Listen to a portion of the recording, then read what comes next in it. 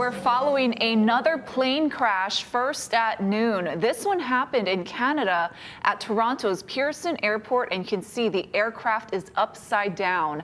Officials say at least 8 people were injured, including a child, when a Delta Airlines plane from Minneapolis flipped over on the snowy tarmac upon arrival. All 80 people on board were evacuated. No details on exactly what happened, but authorities say strong winds have been impacting Toronto all day. We're going to bring you any new information as it comes in.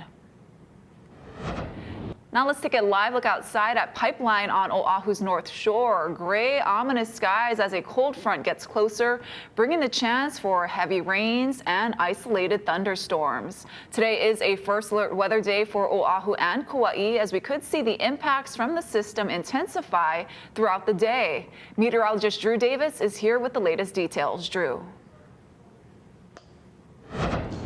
Aloha, Ashley. Like you said, we had a first alert weather day up for Kauai and Oahu, but the front is actually in between, at least the band of moisture is in between Kauai and Oahu as we're going forward over the next couple of hours. We're going to be seeing impacts decrease for Kauai and increase throughout the gathering place over the next couple of hours. So let's go through our first alert radar and satellite. You can see this band of moisture moving in over the gathering place. This is over the last 4 hours. You can see it moving away from Kauai and towards Oahu, just a little bit closer. We're seeing this shallow band of moisture right over near Ina Point and moving in towards the western portions of Oahu. We're starting to see some pop-up showers ahead of the front as well, sea breeze showers, light winds ahead of the front. And this is going to continue over the next several hours. This is a very slow moving band of moisture, so the potential for some minor flooding is possible across the island, and this is going to continue to move eastward and fall apart over the next several hours. Again, this impact is going to be throughout this afternoon, and you're going to see as we advance forward in time throughout our first alert futurecast, this is really only going to be impacting Oahu and the western portions of Maui County, and it's going to fall apart relatively quickly. I'll give you a further breakdown of my full forecast coming up. Thank you, Drew. Happening now on this President's Day, demonstrations against the Trump administration are taking place in cities across the country. This is a live look right now at the state capitol, where you can see hundreds of protesters from both sides, actually. And in the last few minutes, we actually saw HPD and state sheriffs get on scene there. Rallies are also underway on Hawaii Island, Kauai, and Maui. Dubbed No Kings on President's Day, organizers say the nationwide protests are denouncing the, quote, anti-democratic and illegal actions of Mr. Trump and billionaire Elon Musk. Meanwhile, the president is pushing forward on 2 very big foreign policy plans to end one war and stabilize a peace deal in another. Erica Brown has more details from the White House. Secretary of State Marco Rubio met with the Saudi Crown Prince Monday to discuss peace deals to end the wars in both Gaza and Ukraine. This is Rubio's first Middle East visit as Secretary of State, as he seeks support for President Trump's controversial plan to resettle Palestinians so the U.S. can redevelop Gaza. Rubio met with Israeli Prime Minister Benjamin Netanyahu over the weekend, and a bipartisan group of senators was in Israel Monday. The one thing that President Trump has done, he started a discussion that was long overdue. I think the Arabs have woken up, hey, we need to find a better alternative than what's been said. The Trump plan is a non-plan. It's a hot mess. The possibility of takeover by the United States is a non-starter. Rubio and other Trump administration officials are expected to meet with Russian officials in Saudi Arabia Tuesday for talks to end Russia's war with Ukraine. Ukraine is pushing for a more active role in negotiations. Україна про це нічого не знала. Ukrainian President Volodymyr Zelensky said his country was not invited, and any deal made without Ukraine will not be recognized. European leaders who have been shut out of negotiations met in an emergency session in Paris Monday. This isn't just about the front line in Ukraine, it's the front line of Europe and of the United Kingdom. It's about our national security. UK Prime Minister Keir Starmer said he was willing to put British troops on the ground in Ukraine to help enforce a peace deal. Erica Brown, CBS News, the White House. At least 11 people are dead in Kentucky after severe weather moved through the area over the weekend. Many of the fatalities were caused by cars getting stuck in high waters. Over 1,000 people had to be rescued after creeks overflowed and heavy rains led to flooding and mudslides. There were also power outages and road closures throughout the state. Here at home, HPD arrested a 28-year-old man for attempted murder after he allegedly stabbed a man who punched his girlfriend in the face. HPD responded to Renton Road near a Sing Community Park just before 12:30 Sunday morning. EMS says the 38-year-old had a stab wound to his face and torso. Medics rushed him to the Queens Medical Center in serious condition. On Hawaii Island, a Mountain View man has been charged with violently attacking his brother. Police responded to Lehua Nani Street in Volcano last Wednesday morning after receiving calls of a man yelling for help. 44-year-old Dante Maudafari is charged with first-degree assault, abuse of a family member, after he allegedly attacked his 42-year-old brother with a machete. The victim was found with multiple lacerations on his arms. Modafari's bail is set at $55,000. He's scheduled to appear in court tomorrow. This past Saturday marked 2 years since the deadly hit-and-run crash that killed 16-year-old McKinley High School student Sara Yara. Dozens gathered for a sign-waving event on Kapi'olani Boulevard to remember her, wearing shirts with her poetry on them. Community members hope to share the message that speeding is not worth it, and they urge drivers to be more aware of pedestrians. I want people to remember this is what causes a family's, this kind of destruction causes a family to grieve.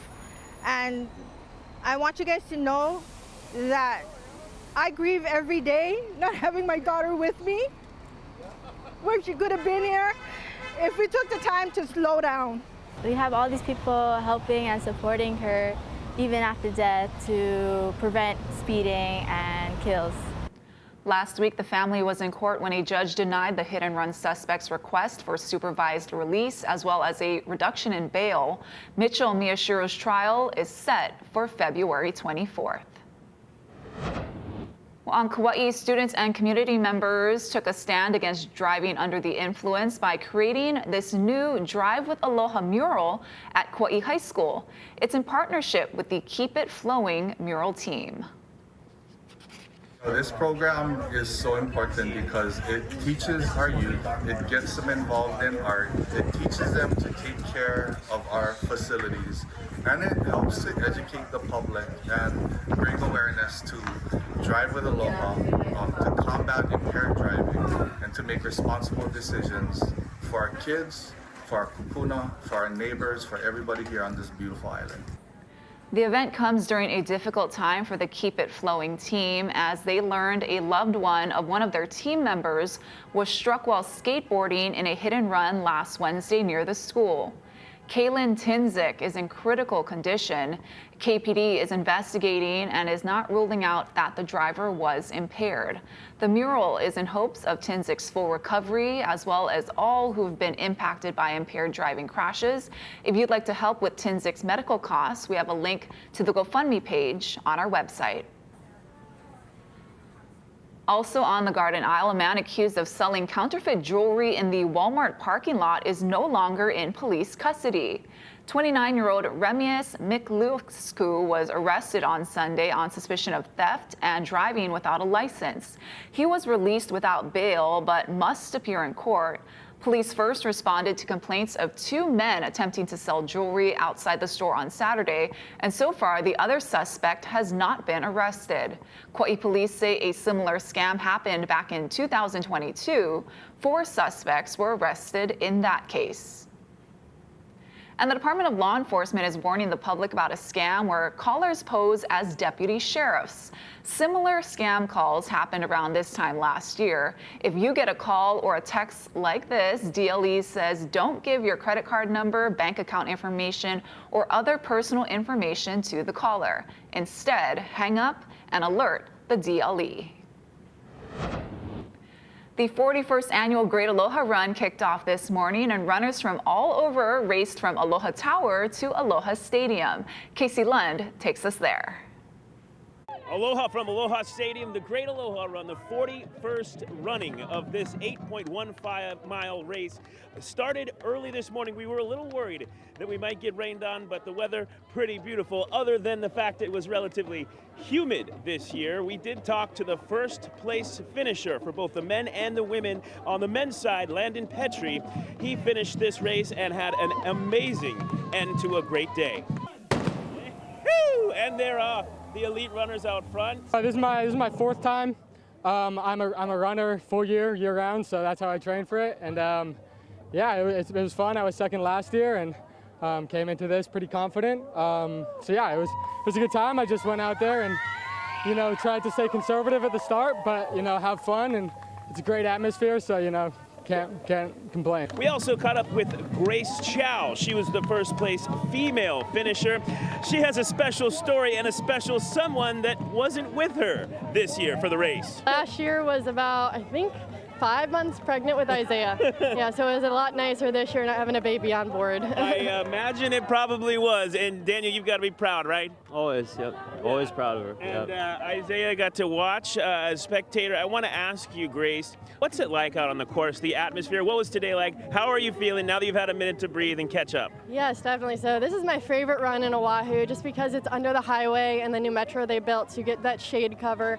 Today didn't matter too much because it wasn't too sunny, but it's really nice just to have that breeze usually, and the humidity this year was kind of rough, but it was a great race. We were with Mayor Rick Blangiardi, who had the honor of shooting the gun starting the 41st running of the Great Aloha Run. It's a staple community event, and not only that, I think it wouldn't be President's Day in Honolulu without the Great Aloha Run. Carol has just had a heart of gold. It's been giving and giving and giving, and what I love about this race is just brings so many people together in a fun way. It's just really a fun run. It's not that taxing, and the military comes out, and we just like to be able to support this. And I've known Carol for over 50 years. Yeah.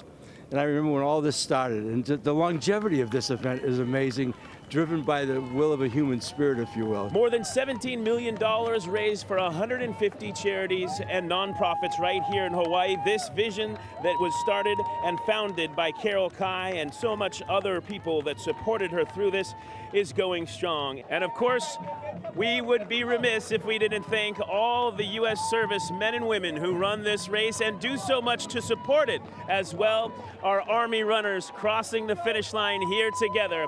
A really special end to the 41st Great Aloha Run. Reporting at Aloha Stadium, I'm Casey Lund. We'll send things back to you for now. Thank you, Case.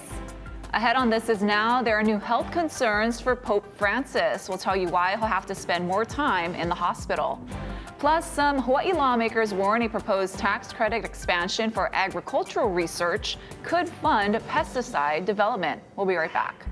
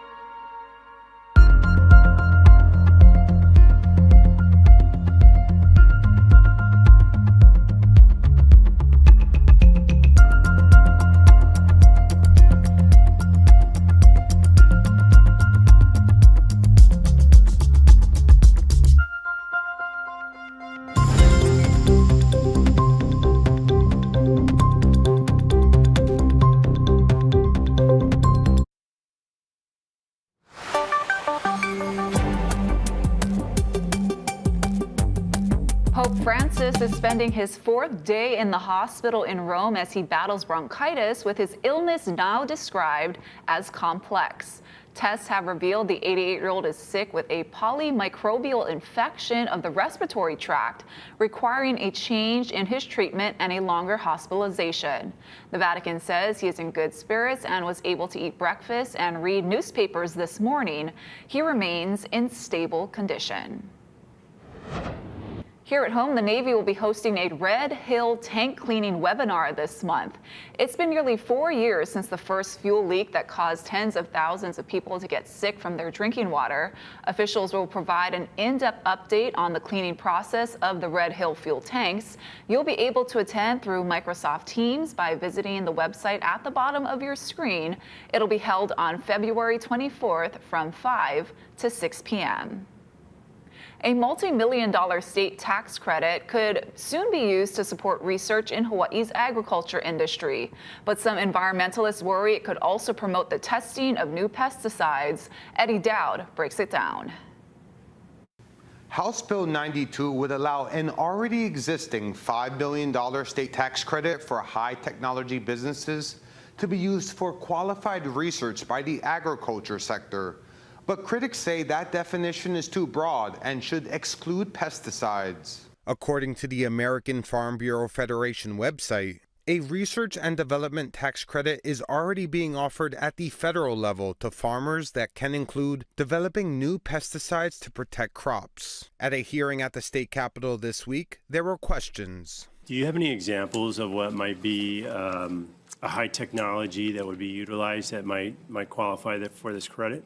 Climate-resistant crop varieties, precision agriculture, mechanized harvesting, research on sustainable livestock production and feed alternatives. While the word pesticides did not come up, some environmentalists and even county officials are skeptical. My concerns are when we read the testimony, it appears that this is being kept broad and wide open, and we do need to encourage and incentivize agriculture and technological advancements, absolutely. But whether that includes pesticide experimentation and biotech research is where my concern really comes in. The concerns come after a settlement back in 2021 involving Monsanto Hawaii. The company pled guilty to 30 environmental crimes, including the use of illegal pesticides. But supporters of HB 92 say there are many ways to bolster innovation in agriculture.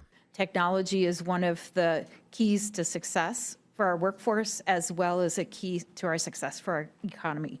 Among those who testified in support was Corteva Incorporated, a national agriculture seed and chemical company. This will greatly enhance the ability of R&D jobs, will drive innovation in the state, provide economic growth, and will better align with national standards in this area.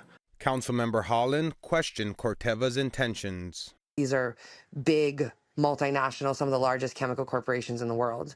So it's very concerning to see them testify in support of these kind of measures. This bill will have a final hearing in the House. If approved, it would then go to the Senate before a full vote. Eddie Dowd, Hawaii News Now.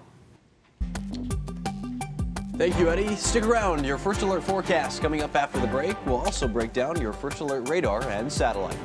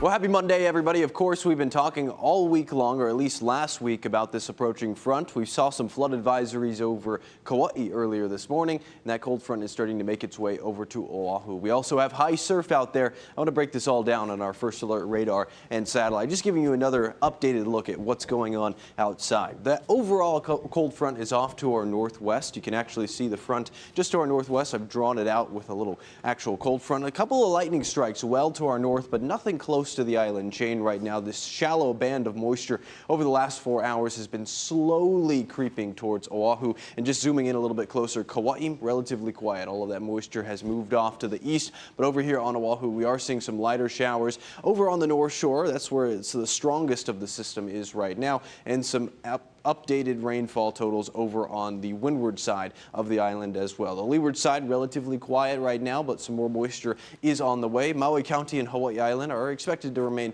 relatively dry in terms of rainfall throughout the rest of this evening. Our overall weather pattern, I do want to break down our first alert futurecast, show you what's going on hour by hour. This is right now around 12 p.m. Advancing further in time to 1 p.m. We're still seeing the cold front slowly move off to the east and southeast. A couple of showers possible for Maui County and Hawaii Island, but nothing compared to what we're seeing with this line of shallow moisture moving in. And just going throughout the rest of this afternoon and evening, that's when we're expecting this moisture to continue moving across Oahu.